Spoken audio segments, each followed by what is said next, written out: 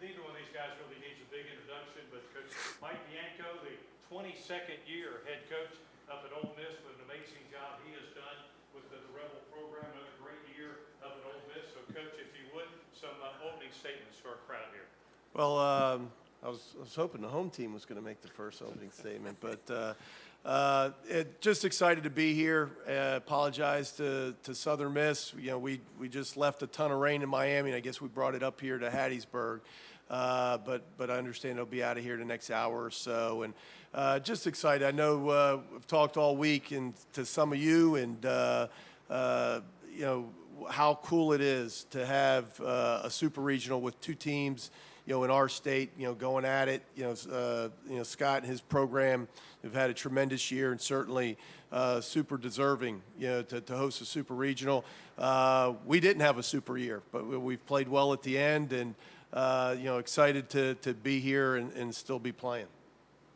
Coach Scott Berry, in his 13th year as the head coach of the Southern Miss Golden Eagles. Coach Berry, if you'd make some opening comments, please. I will. First of all, I'd like to congratulate Mike and his team and making it to the Super Regional. Big fan of his. When he came to Mississippi as the head coach of the University of Mississippi in 2000, that's when Coach Palmer asked me to come be the assistant at Southern Miss the same time there in 2000. So we kind of hit the ground at this level and stayed at the same time. So, you know, we've kind of been able to develop a really nice relationship and a competitive relationship over those years. So very proud of our squad and being able to make it to this level and check this box. We've only been to a super regional one other time. That was in 2009 at Florida, but we've never been able to host one here. So, you know, very excited about coming off from a regional win there, which we hosted and had never done that before. So we've checked some boxes along the way. These guys that I'm so honored to lead are just a super bunch of young men, both on and off the field. Very high character.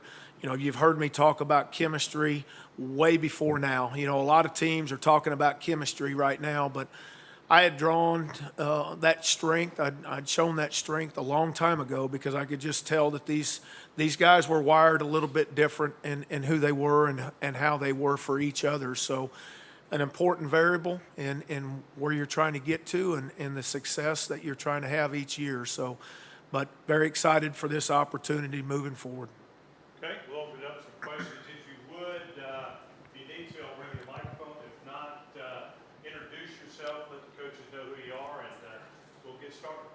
So who wants to start off? Go ahead. Coach, this is both of y'all, Austin Ellis from Rebel Walk. A lot's been made of the inter-Mississippi matchup this weekend and kind of the atmosphere that's going to be here at P. Taylor. Kind of how do you guys keep your players grounded in the moment and focused on the job at hand? Because it's really easy to get amped up in a series like this for sure. You want me to go? Go ahead. Go ahead. You know, I've always just kind of stayed, you know, people that have covered us all year, we talk about, you know, game-by-game approach, and it's not the opponent you're playing. It's not the situation you're playing. I think, you know, you can get overwhelmed with those things, those variables that enter in if you let it. And we just try to simplify it and understand that the game is what you're trying to play and win. You know, you have to have an opponent to do that. It's just, you know, this situation where two in-state teams, two really good in-state teams are playing. And, you know, the exciting thing is one of those are going on to Omaha to represent Mississippi in Omaha, Nebraska. And that's a really neat thing. You know, last year, you know, you had Mississippi State, who was a national champion, obviously. We're proud of our state. We're proud of this baseball in our state. And, you know, I just think with this situation and this game right here for us, we just try to stay in the moment. Try to understand that Saturday is the most important game on our schedule, and that's what we're going to concentrate and focus on trying to win. He really left me nothing else to say, did he? But it's right, and it's not just coaches speak. I mean, I think both of us, you know, coach at programs that are used to this publicity and used to this. It's neat that it's at a super regional, but if I'm not mistaken, I think we came here on May 11th, and they may have broken an attendance record. So this isn't something that I think it's unusual for us, either program to play with, so many eyes, on us.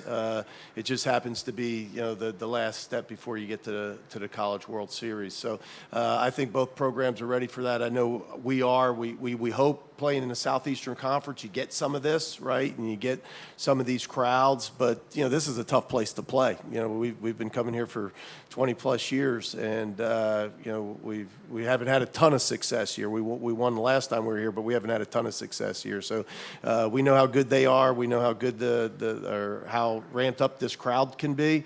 But it'll be a big challenge for us. Okay. Next question. Go ahead, sir. Coach Barrett, Jake Thompson, the Old Spirit. What has impressed you with Paul and Walter and Riggins? What have they been able to accomplish this season and take from last year? Well, I think, obviously Riggins is a piece that we added over the summer, a graduate transfer from Delta State. But, just watching the development and transformation of Hall and Waltrip, both as freshmen last year, and how they've continued to mature and develop. And I think when you look at those three, and they've held that position for the last 14 weeks, I guess. We started, Tanner started going on Friday night for us once we started conference in the 5th weekend, and they've held that rotation the whole way. They work extremely hard. They push each other extremely hard. They compete against each other. So, it's a unique blend of chemistry within your starters. Outside of the chemistry I feel like that we have as a team, but those guys they're impressive. They go about their business.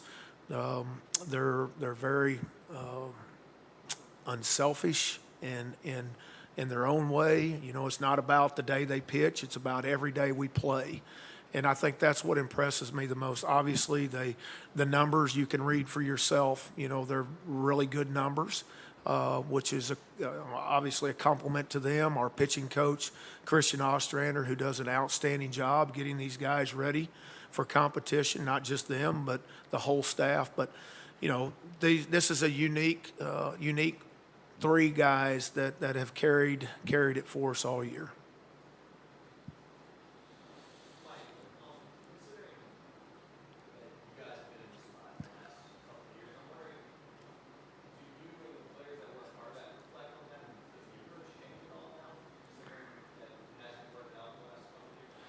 No, it's asked a lot. It's not a secret, that we've been in this position a lot and only gotten through once. But I think the best, answer that you give is, keep knocking on the door, and I said this earlier in the week that, the last couple weeks, SEC tournament, obviously a regional, more tournament format where, depending on what game you win, what time you're going to play, you don't know the next opponent and so on.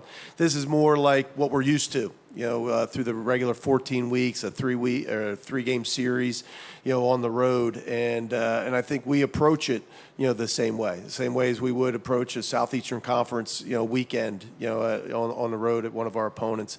You are who you are at this point. You don't all of a sudden try to figure out to bunt more or to, hit and run more or do something different with your pitching staff.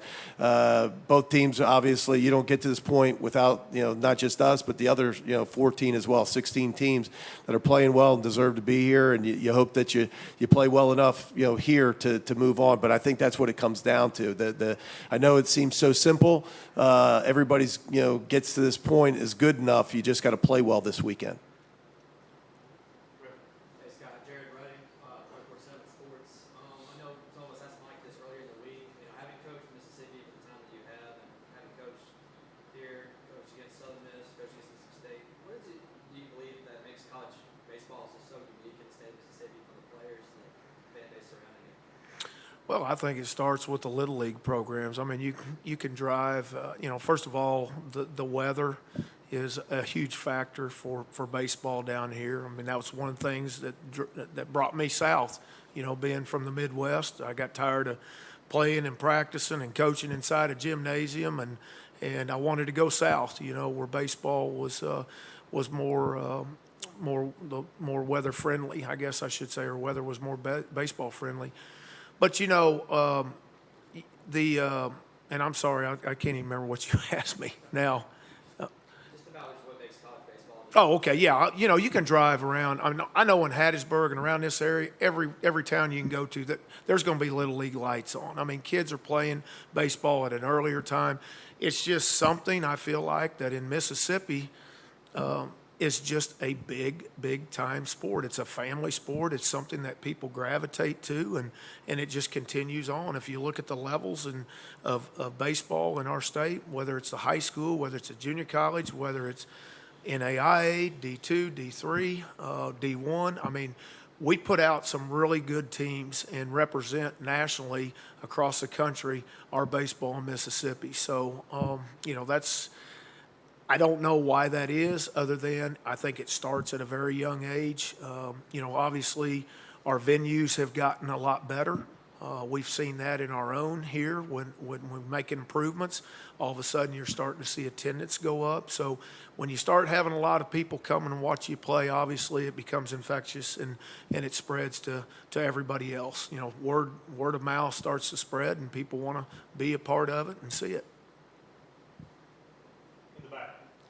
Coach Barry, WTOK Meridian. I wanted to ask you, I know you and Coach Corky Fulmer both spent time at MCC. Was there something special about the time you spent at MCC that helped both of you guys get to Super Regional? You guys are the only coaches to do it, so was there something special about that time at MCC that contributed to being able to play the big stage here? Well, you know, I think looking back, that was during the 90s, from 90 to 2000, and we were really good at Meridian. We had some really good teams there. We went to the World Series, I think, 5 out of those 10 years in Grand Junction. And, you know, I just think that coming from from my own personal experience, coming to the Midwest and into a state that was such, you know, so baseball rich. I mean, Coach Polk, you know, I'd had his playbook when I was a player in junior college, and you know, coming to the state where he is, and then of course following the big three, you know, Hill and was here, and Coach Kessinger, Coach Harrison, before Coach Bianco was there, and of course then Mike got there and took it to a different level. But I think just, you know, my time at Meridian was a special time. We were on top of the junior college as you know, as that program that everybody was trying to chase, and I just think the things in its own little way, there wasn't, you know, I always tell people there really wasn't pressure at Meridian. I figured it out now. The only pressure was me, you know, putting it on ourselves, or Coach Palmer putting it on him. But there wasn't the pressures, you know, obviously, as we move forward and we get to the bigger programs and the bigger fan base. But in its own way, it did prepare me. It did link me in with people who were very smart on baseball, and I tried to just do whatever I could to soak up every bit of what they knew to try to help me. And of course, I owe a lot to Coach Palmer. I've never been under a head coach that lets you work, you know, and was accountable and gave you responsibilities. And in all honesty, that's what I do. You know, it's not about me here. My guys do a tremendous job. They have a lot of responsibility. They have a lot of accountability. They're going to be head coaches one day, and I feel like that's what has helped me get to where I am, what Coach Palmer was able to give me, and I try to give the same to our staff. For both of y'all, first, how much fun is it from a managerial standpoint when you have your strength versus their strength, Southern Miss pitching versus Ole Miss hitting, both of them, you know, really good? How much fun is that going into this? I'll let you. I went first on the last double. So. I don't know how much fun it is, but obviously, I think you're right. I think when you talk about us, if you're looking at the stat sheet, you know, probably the thing that, you know, stands out is offensively. You know, we've had another good year, and in Southern, you know, I think, you know, maybe their offense is underrated. You know, we've played them now twice, and really respect what they do offensively, and probably much more well-rounded, but because their pitching is so outstanding, you know, it gets all the publicity. So I think it's a big challenge for our offense. You know, people talked about us playing earlier in the year, but we played in midweek games. Those guys may end up, you know, coming out of the bullpen, but, you know, the three arms that they'll start, we haven't seen. And again, very good, a team that doesn't give up runs. It's going to be a huge challenge for our offense. Well, it's going to be a huge challenge for our pitching staff. I mean, I know their lineup is a very strong lineup. LSU's was a very strong lineup. It's tough to navigate through those hitters. I mean, certainly we've played them 2 times now, and it'll be probably the same, pretty close to same hitters that we saw outside of Graham. I don't think Graham played in the first game, but he was back in that second game, and he made a difference. You know, he hit a home run in that game that really kind of turned that thing, I think, in about the second or third inning. But you know, very, very challenging for our pitching staff. As good as our numbers are, you know, still you're going to have to navigate through a very good lineup. And his pitching staff is pitching well too. I mean, they're starting to really come on, and you know, I know that was a big key of their success in this regional that they just got through. So, you know, I think both of us have our challenges in their own different way. I know you guys don't have a lot of time to look at fan experience on the game day, but I'm wondering if other places you've gone and seen, do you see places that have a similar outfield fan experience that we see in Mississippi? The Roost here, the outfield at Ole Miss, Starkville. Do you see those things in other places? And what kind of advantage can that be?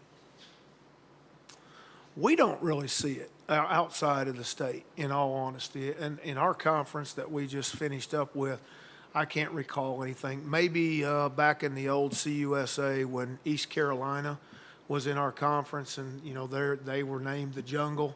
You know, they would put some pressure on you out there. But outside of that, outside of Ole Miss's stadium and then in Starkville, I don't really recall a whole lot that we encounter with with fans out that direction. Yeah, and I think it's becoming more and more popular. I think people want to do it. I think because of what they see in Mississippi, and I agree with Scott. I just watched, you know, Cliff, you know, on television at East Carolina, and what an atmosphere they had there, and they had that outfield fan experience, as you call it, you know, Parrish. But trying to recall, I think Tennessee's built something out in left field over the years, and obviously with their success the last few years, that's becoming more popular. But I think more stadiums want to do that. It's just how ours kind of happened. I'm assuming it probably just happened here because of the topography of the ground, right? And you know, we're built in a little hole, and there was a berm there, and you can fit some students out there, and it just kind of happened. Other stadiums were built and they didn't have that, you know, type of ground, and you know, so now they got to try to figure it out. But Alabama, when they redid theirs, they tried to build something out in right field. So I think people want to duplicate that. It's just tough. You look at Arkansas, you know, that wasn't there 20 years ago, but that kind of emerged. I don't want to say that they're copying anybody, but that's becoming a neat thing, and I'm sure that's why your question. But it's neat. I didn't even think about it, but all three of us do. You know, have, you know, some type of outfield experience like that, and pretty cool. Questions? Go ahead. Coach Bianco, awesome to see the student prints. Last week, Coach Berry gave you high praise and stated that you actually deserve a statue down in Oxford. Could you just kind of highlight the competitive nature that you guys maintain, but at the same time, just the friendship that you guys have developed over the years as founders of Statue? Yep, statue. Wow. I really said that. Thank you, And I Scott. meant it. Thank you. You're welcome. Right next to Elko's statue. Right next to All it. right, that's it. Well, I didn't hear that, but I appreciate it from Coach Berry. And yeah, as he said earlier, I think we both, you know, respect the heck out of each other. We know how hard this job is. You know, we realize that, you know, coaching at this level of college baseball, it's tough. You know, it's tough to win. It's tough to win year in and year out, and he does it. And I think, you know, when you see him, you play him in the middle of the week, you can see how good their teams are.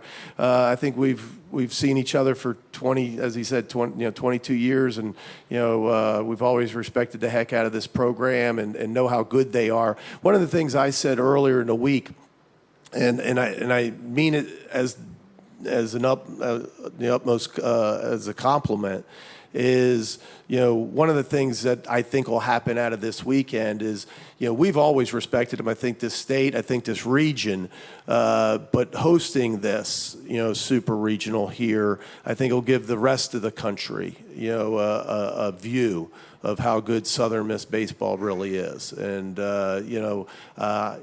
we've been fortunate in Mississippi State, and a lot of that has to do with the conference that we play in, and, the publicity that you get from playing in the Southeastern Conference. But baseball's different. It's not like football, where a team like this they've been to Omaha, and so I think this gives them a stage to show the rest of the country how good they are. We're hoping they're not going to show them how good they may, maybe they'll tone it down a notch, but I think that's what's really cool about this. What everybody's so excited about, that I think we've known how good Mississippi baseball is, but I think the rest of the country is going to get to see it this weekend.